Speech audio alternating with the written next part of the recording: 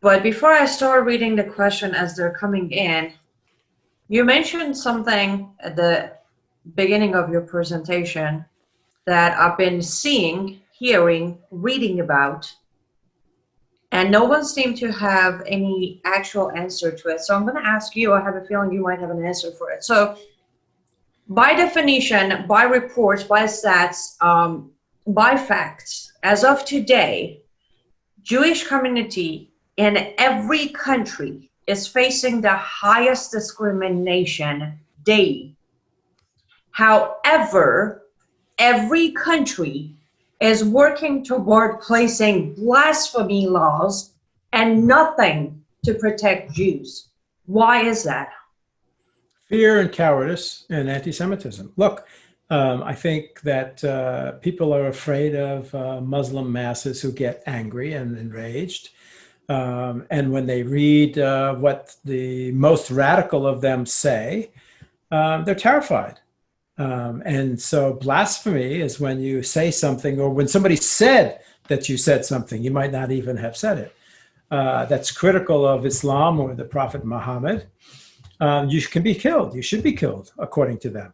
And there are so many cases where they've tried to and sometimes succeeded, and many cases where they've succeeded in killing people for doing what in the West is supposed to happen. In the West, the Enlightenment teaches us there is no dogma, no set of beliefs that shouldn't be run through intellectual critique.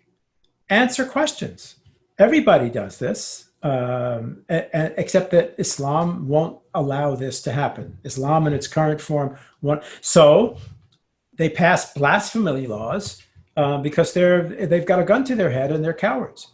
Why they don't protect Jews? Partially the same reason, because Jews are now cursed, as not just by Louis Farrakhan, but especially in the Muslim world, Jews are often cursed as devils. So why would you protect Jews? Europe is the biggest outrage and shame. Europe, which killed 6 million Jews and didn't stand up against another sort of Western fascism, now is not protecting its Jews enough from rising Jew hatred that comes from Muslims, but not only Muslims, from the right, the left, etc. So that's the reason: fear and cowardice and anti-Semitism. Yeah, so my guess was correct. It just makes sense. As an ex-Muslim, no matter how I put it in the formula, it's, well, Islam uses fear, and most of people are afraid of Islamic movement. And then technically within Quran, Hadith, Sunnah, all of them, Jews are the cursed people, and they are the #1 enemy of Islam, and they shall all be killed before day of peace arrives. So the formula kind of makes sense for Islamic movement to rise up, gain power, and for Jewish people to be suppressed and oppressed. So you have a lot of questions coming in, and I do not want to take away from our audience. So if you don't mind, I'm going to start reading the very first question. The question says, why do you think the mainstream human rights community does not really care about modern day Black slavery in Muslim North Africa? Okay, so I'm actually writing a book about my experiences in Sudan. I went to Sudan 3 times illegally. I flew into circuitous route into southern Sudan to help a Christian group, Christian Solidarity International, tell the world about what was happening to the Black African, mostly Christians in South Sudan, where there was, the Christians call this a hidden Holocaust. 2 to 3 million people were killed in a self-declared jihad. And as part of the jihad, Arab militia stormed African villages, killed the men, and took the women and children as slaves to be bought, sold, traded, used as concubines, mostly. And I tried, when I found out about this, I broke the story in the New York Times. I wrote an op-ed in the New York Times about it with a Mauritanian Muslim partner of mine.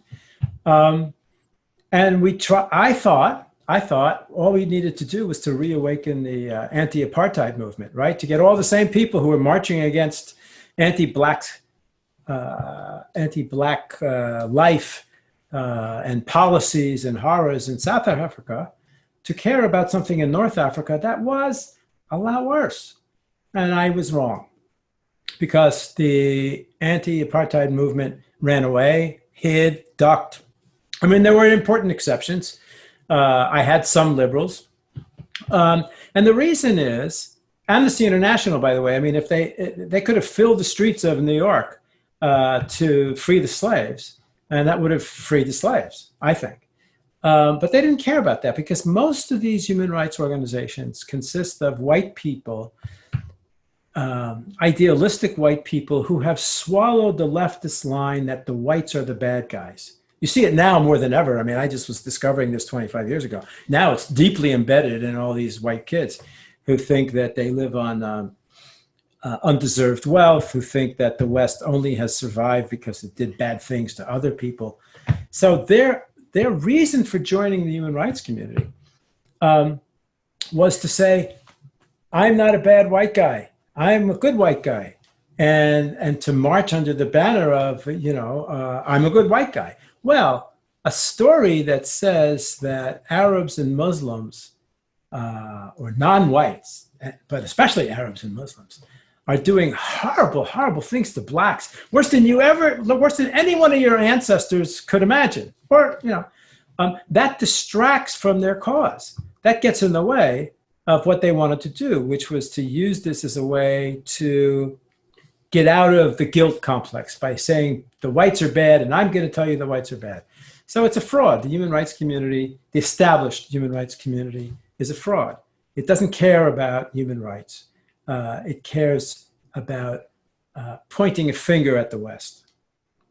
I mean, it's much the same as the Black Lives Matter right now. I mean, why don't the human rights community care about all of the Black lives, hundreds and hundreds and hundreds times more of the Black lives snuffed out, sadly, tragically, in gunfights and not by white cops. Same reason. Yes, as you were explaining, it was in my head. It's like the way you're describing it is the same way how recently Planned Parenthood started supporting and funding Black Lives Matter movements. Very ironic. It's the same way of mainstream human rights organizations work. And I say that with passion. As a single tiny fish in the tank of human rights activism, I can see how most of our fights get turned down when we're trying to save an Arab Christian from Middle East and their lives don't matter.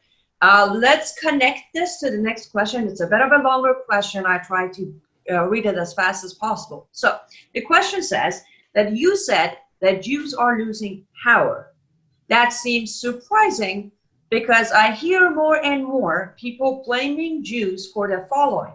1, pushing for open borders. 2, third world and Islamic immigration into America, pushing for that. Number 3, for everything that is going wrong in America due to Jews who hold power in America. What are your thoughts on those criticism and blames? Jews are losing power to protect and defend and promote Jewish interests. Those Jews who are, let's take the case of everybody knows that it's liberal Reformed Jewish rabbis who are in the lead, in the forefront of trying to open our borders to people from the Muslim world, refugees from the Muslim world, who, and they say, well, we were refugees too, so we have to reach out to them because they're refugees, all the refugees are the same. The fact of the matter is, as the ADL itself knows but dare not repeat too often, attitudes about Jews and death wishes for Jews and defamation of Jews and calumny against Jews is a staple of those societies which these people come from. In Syria, for example, I wrote about this. You study the Syrian government curriculum, which is the only curriculum there. That's the only curriculum there, the Syrian government curriculum.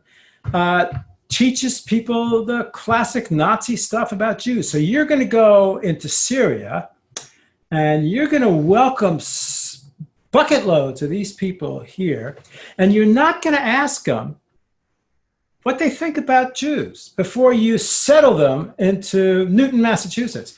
Or you're not going to ask them also what they think about women, what they think about gays, what they think about gay marriage, what they think about democracy and free speech. You're not going to ask them any of that stuff because you are after public virtue.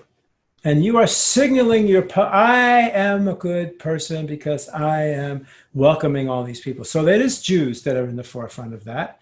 As you know, you can read Nazi literature and they know that really good because they put that on the front page.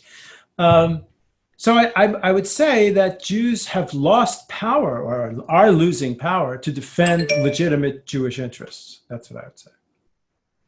Understandable.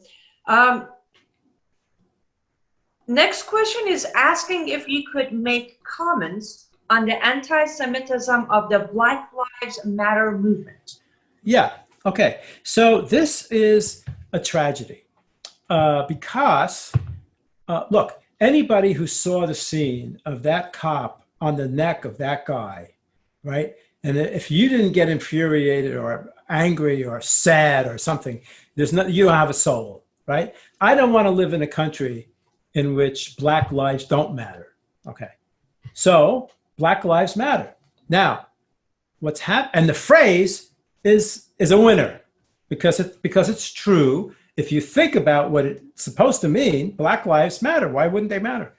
Okay, that organization, Black Lives Matter, has been taken over by, founded by people who are communists, people who are anti-Semitic. And I don't have my notes in front of me on that, but you could Google it almost anywhere and you can see who are the leaders of Black Lives Matter. Where does it get funded? It gets funded by this groups that get funded by George Soros. And it's being hijacked all the way by the American Muslims. They want to make Black Lives Matter their thing because they say, they lie. Well, you know, just like that cop killed that black guy, that's what Israeli cops do to us in Palestine. And not only that, but an American Jewish community is sending American police to Israel to learn how to beat up and kill black people. This is horrific. This is a defamation beyond defamation. And this is bought and paid for by the Red Green Alliance, which is taking over the phrase and the movement Black Lives Matter. Now, I think most people who go on peaceful, legitimately peaceful protests aren't like that, don't think those things. But, you know, communists have long learned how to hijack movements, and they're doing it. And the Islamists are doing a terrific job. You know, one phrase I want to make sure I say here tonight, Annie. Yeah, I think it's the best description of what's happened to the Jews.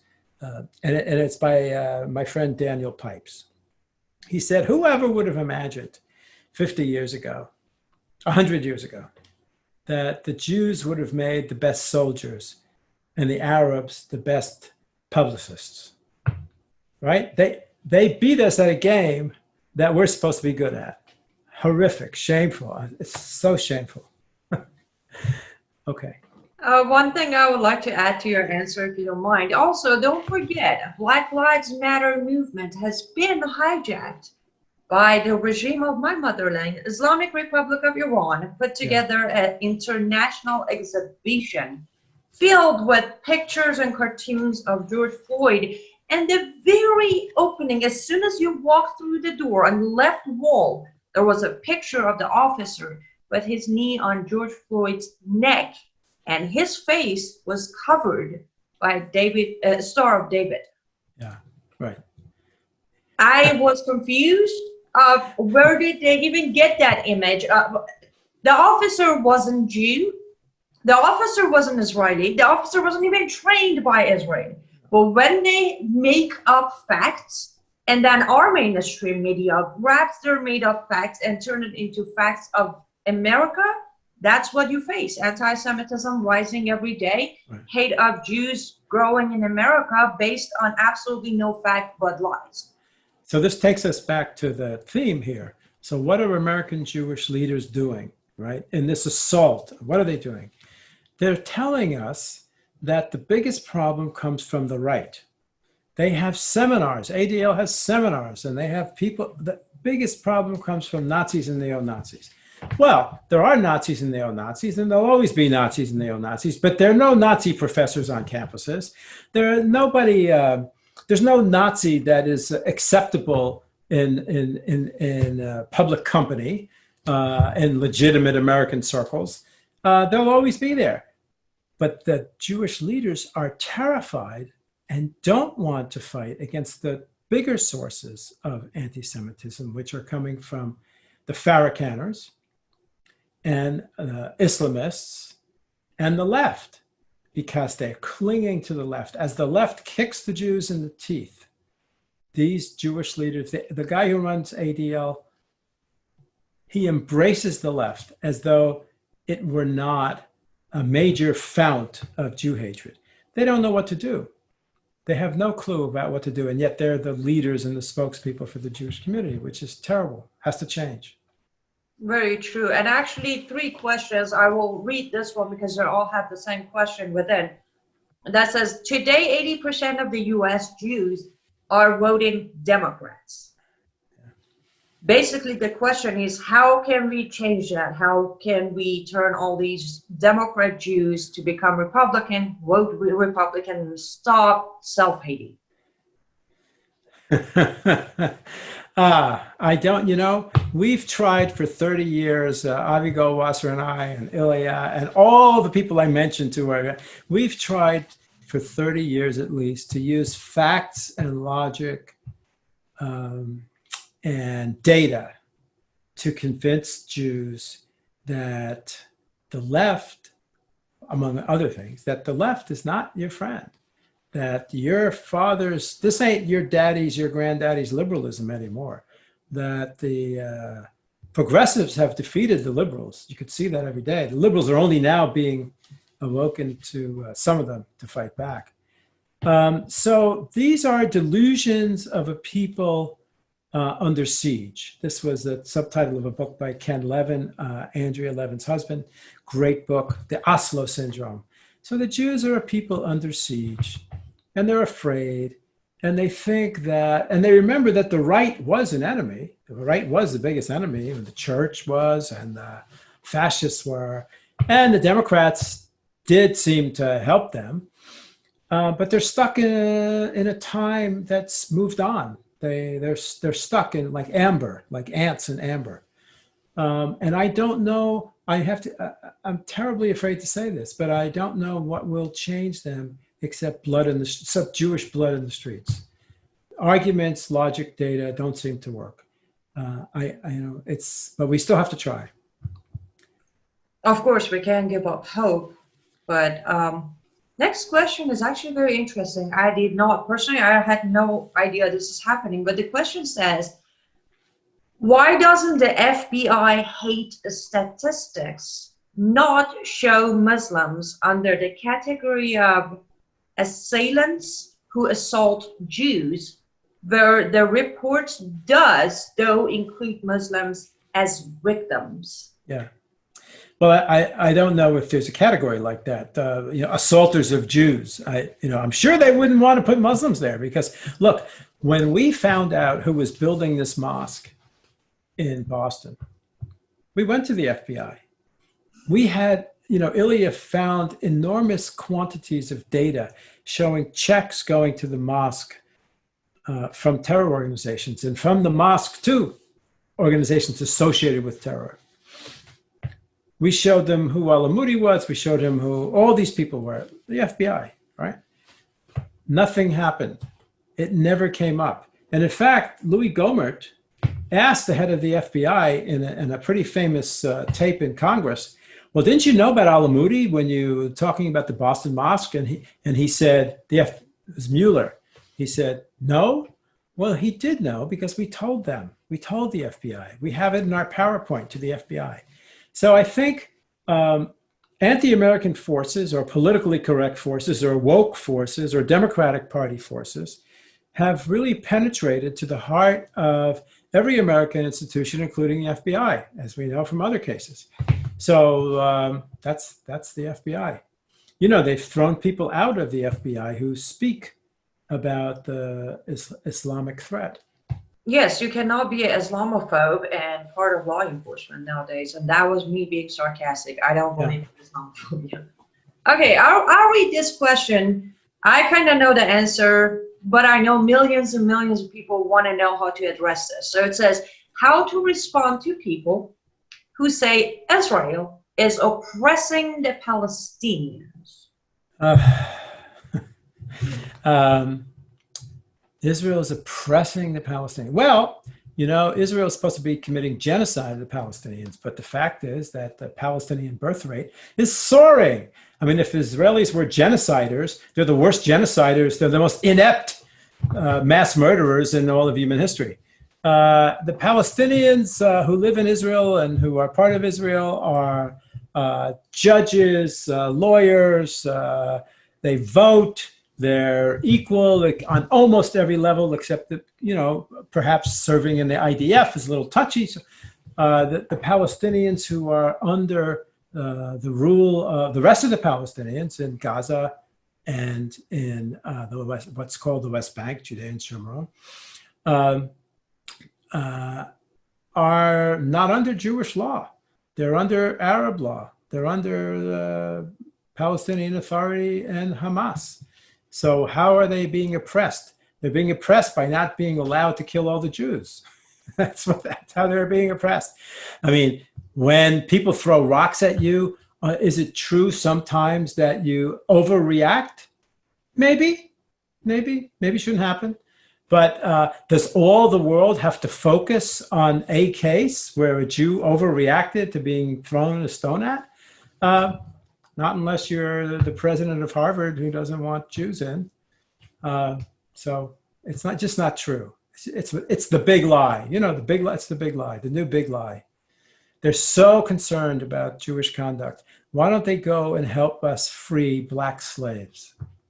Well, another way I actually respond to those who tell me, how dare you support Israel and how dare this and that, my response normally is, listen, there's just so many times you can slap me in the face until I punch you in the face. And that's what, and this isn't just Palestinians throwing stones. It's almost 12 big, rich Islamic countries funding Palestinian terrorists to kill Jews. So it's Israel against 13 or 14 Islamic countries. Yeah. They're not oppressing anyone. They're protecting themselves and they're retaliating. Retaliation is legal. As a nation, as a country, you have the right to retaliate when someone attacks you. But again, as you said, as someone actually just said on the comments, when you have mainstream media lying about all of this, then a lot of people in America are under the impression that poor Palestinians are being oppressed, which I also say, there are so many Islamic countries. Why don't they just go and immigrate to those Islamic countries instead of just staying? I guess there are still refugees somehow. Just go live in an Islamic country and have your rights. Guess what? They kill Jews in Islamic countries. You won't feel oppressed. So, you know, the Jews are also the worst retaliators. I mean, they're the worst mass murderers and they're the worst retaliators because, you know, they're shooting rockets at you from Hamas hides in buildings, mosques, schools, children's classrooms, hospitals, and they fire rockets at you. And the Israelis who have the right to retaliate, they fly over and they won't bomb back. They won't retaliate if they think it's going to kill a lot of innocent people who the Muslim murderers are hiding behind. So, they send warnings. Empty the building, we're about to attack it. They attack all the empty buildings. So they're horrible. Next question is a rhetorical question. How do you see U.S.-Israel relations under, God forbid, Biden administration? So this is a big worry to people who think like we do, because it's not your grandfather's Democratic Party even. It may even not be Obama's Democratic Party. It may be the party of the squad. It may be a party of the woke. I mean, Biden himself, if he has principles, has always kind of been pro-Israel, but that was the old Democratic Party guys who were kind of pro-Israel because there wasn't any pain to be had for being pro-Israel. Now that the other side has won so much ground, there's a lot of pain to be pro-Israel, and he's going to feel it, even if he, in his heart, isn't anti-Israel.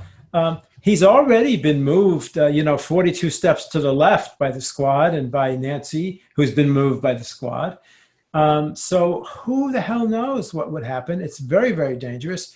I mean, are they going to reinstitute the Iranian deal? Are they going to, threaten Israel that they won't support her with arms in case of an attack unless Israel does X, Y, and Z? Who knows? Who knows? I've already seen that Biden said, there's a little clip I saw yesterday. Biden says we have to teach Islam in American schools. So that might give you a hint about who is whispering in his ear. That's very true. And again, with his most recent comment, which I truly believe he made that comment just based on lack of knowledge, that he would like more Islam to be taught in our schools, that's definitely boosted my worry as far as Biden's situation goes. Could you please repeat the name of the video about Columbia students? Columbia Unbecoming. Columbia Unbecoming. This film was covered by the New York Times, the New York Post, the New York Daily News. It was a big, big event. The headline, I think, of the Daily News was "Poisoned Ivy." It was our attempt, Avi Goldwasser and me. It was our attempt to wake up the Jewish community and to say, this is going to get worse unless you put a stop to it. And they didn't want to fight. And so now it's, as I said, 100 times worse. Would you please also give Ilya's book name one more time? Terror in the Cradle of Liberty. Perfect. And you said it is available on Amazon. Amazon, right? yes, it is. It's a great book. It reads like a thriller. It's a page turner. It's very good, and it's a history that nobody wants to know. That a lot of important people don't want you to know. Let's put it that way. Oh, of course. As of right now, America is all about one thing and one thing: erase history. Right. In any shape or form possible. The next question says, do you believe that the Democrat Party has green-lighted anti-Semitism by its failure to call out Ilhan Omar and Rashida Tlaib for their new hating remarks? I would say at least yellow lighting, maybe a little green lighting. Sure. I mean, when the Jews said to the Democratic Party, you have got to condemn what she said. Remember what she said about shekels and about Benjamins and about horrible classic Nazi stuff she said. So the Democrats, the Jewish Democrats, and a lot of other decent people said to the party, you have to condemn this specifically. And they wouldn't do it. What they did instead, to cover it up and not to make it really known that this is a big problem, they said, we're against all prejudice. This one, that one, this one. Oh, yeah, anti-Semitism and this one. They're against all bad things that ever happened in the world, including anti-Semitism. Well, thanks a lot. I think it's true that once they give a signal that anti-Semitism will not get you punished in the Democratic Party. That's maybe a half a step away from anti-Semitism is quite okay with us. Maybe it's not a half a step away from it. Right. Actually, I was about to say this, and then I saw someone saying it on the comments as well. Nancy Pelosi green-lighted anti-Semitism because didn't she recently endorse Ilhan Omar or Rashida Tlaib? Yes. She endorsed her. Right. So What are your Well, comments on that? well, it just shows you the Jews have lost the Democratic Party, or at least the leadership of the Democratic Party, or the biggest excited, surging faction of the Democratic Party. Look, this is a problem that liberals are being swallowed by progressives. You know, we're all classic liberals. Everybody on this call is a classic liberal. We believe in everybody should have equal rights, regardless of your color, your gender, your faith. Everybody should have equal rights. The progressives insist that everybody has to have equal results, right? Wow. So if everybody has to have equal results, then the only reason that some people haven't done as well as other people is that these people on top have mistreated, appropriated, oppressed the ones on the bottom. That's the only reason, right? Because if there's not equal result, why wouldn't there be equal results? Unless you stole it from him. Okay. So guess who is going to be the biggest stealer? It's going to be the Jews, right? Because now we're 1% of the 1%. We're white. So progressivism is a weapon aimed at the Jewish heart. There's no way around it. Charles. Yes. Before we go, I will ask the last question, which I can easily say 8 to 10 people ask. What does an average person do to remove the bad leaders of Jewish community, replace them with good leaders, and start protecting Jewish communities? Okay, great question. I spoke to Caroline Glick and Melanie Phillips about this on a webinar. They said there's 1 million to 1.5 million Jews in America who think the way we think. They are, I believe, unorganized. They're in lots of these groups who are fighting, right? They're in Camera, they're in Stand With Us, they're in ZOA, they're in this. But they have not been coordinated to be able to say, hey, Mr. Newsman, if you want what Jewish opinion is, you can't only ask these established leaders because there's us guys in the streets or, you know. So I think that's something. Another thing that they need to do is to write us, tell us you're ready and raring to go into the fight, and we'll help you. And also to go to your rabbi and say, you've got to speak out about this. About the rise of anti-Semitism, not just by the few Nazis. You've got to speak out the truth about the whole thing, and you've got to help us understand, and you have to come up. We have an ad in 16 Jewish newspapers with 10, I can send you, with 10 suggestions about what actual Jewish leaders need to do now. So I think all of those things are important. Go picket the local federation. Go picket the JCRC. We better start to act because they're driving us, our leaders are driving us into a very dark place. Agreed. Now, since you mentioned, you said for people to write to you and tell you they're ready to be part of this movement, where do they go? How do they get in touch with you? Easy. It's my name, Charles Jacobs with an S, 123, Charles Jacobs 123 @gmail.com. And your website? Peace and Tolerance, peaceandtolerance.org. Peaceandtolerance.org. And if they want to find out about Black slaves serving Arab masters, the letter I, abolish.org. iabolish.org. Perfect. Dr. Charles Jacob, thank you so much for sharing your wisdom. Thank you for everything you've done and you continue doing. We appreciate you very much. Thank you, Annie. It's great to see you. Absolutely. And to our audience who has stayed with us, thank you so much. I do apologize we didn't get to answer all of your questions, not because they weren't important, because unfortunately we ran out of time. Hopefully we will have Dr. Jacobs come back and answer some of them in the future. In meantime, remember all these webinars are being brought to you by David Horowitz Freedom Center and the Glazov Gang for free. So if you'd like to support them, go to frontpagemag.com and do consider making a 100% tax-deductible donation. Until next week, you all stay safe and goodbye.